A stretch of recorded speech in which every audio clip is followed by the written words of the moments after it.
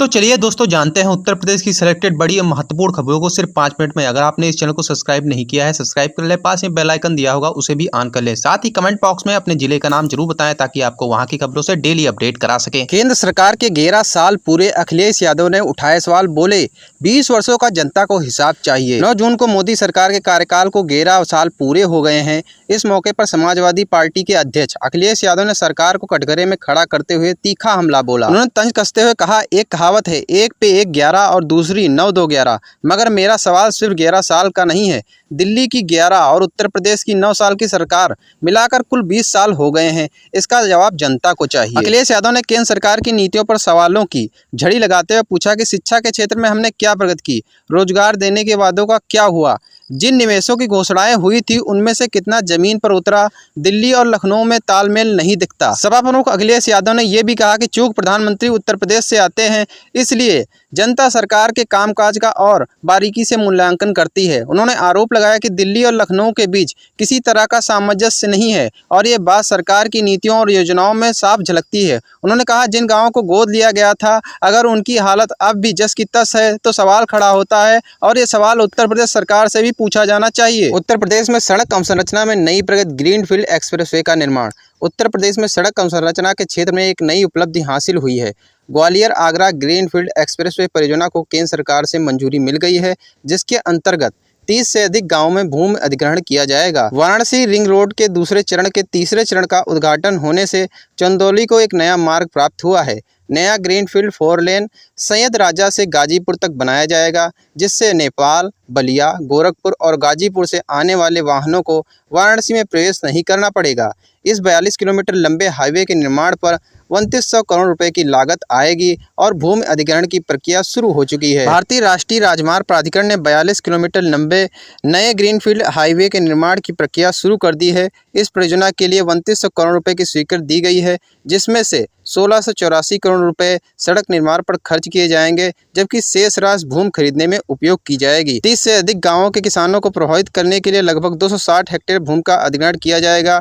Detail project report बनाने की प्रक्रिया भी आरंभ हो चुकी है। मोदी सरकार के 11 साल पूरे होने पर बोले योगी आदित्यनाथ, कहा केंद्र ने हर वर्ग के लिए काम किया। मोदी सरकार ने 11 साल पूरे होने पर उत्तर प्रदेश के मुख्यमंत्री योगी आदित्यनाथ ने मोदी सरकार की उपलब्धियों को लेकर देशव्यापी प्रेस कॉन्फ्रेंस की।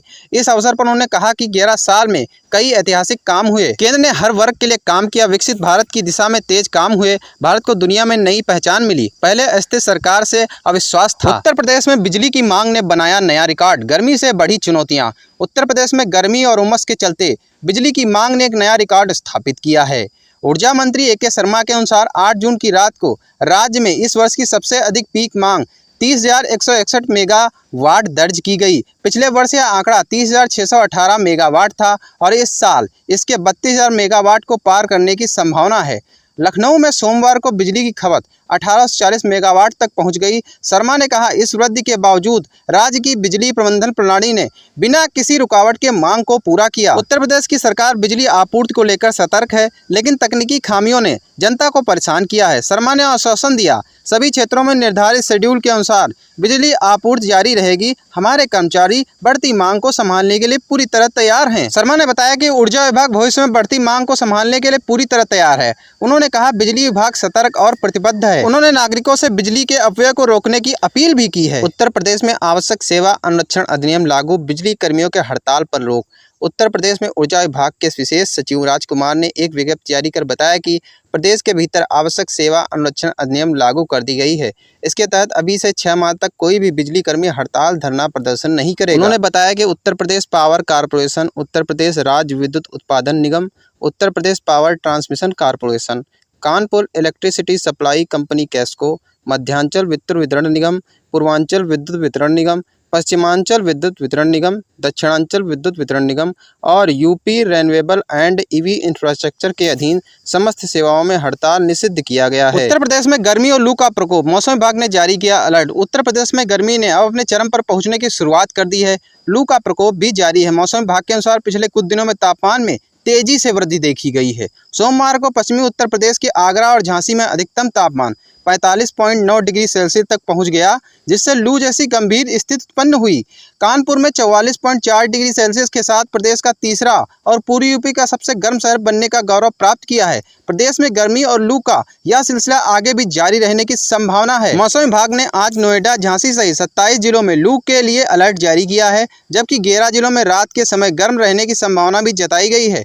नोएडा और गाजियाबाद के साथ साथ लखनऊ में भी गर्मी का प्रकोप देखने को मिल रहा है। तापमान में अचानक 6 डिग्री की वृद्धि ने सोमवार को लोगों को परेशान कर दिया। सूरज की तपिश के कारण दिन में अधिकतम तापमान 45 डिग्री तक पहुंच गया, जो इस सीजन का सबसे गर्म दिन माना जा रहा है। इसी के साथ बात करते हैं उत्तर प्रदेश के तराई इलाकों में भी तापमान में वृद्धि देखने को मिल रही है, जहां वहां पर बारिश हो रही थी। लेकिन इस समय की बात करते हैं तो लखीमपुर, बरेली, बलिया, पीलीभीत इन जगहों में भी उमस बढ़ गई है।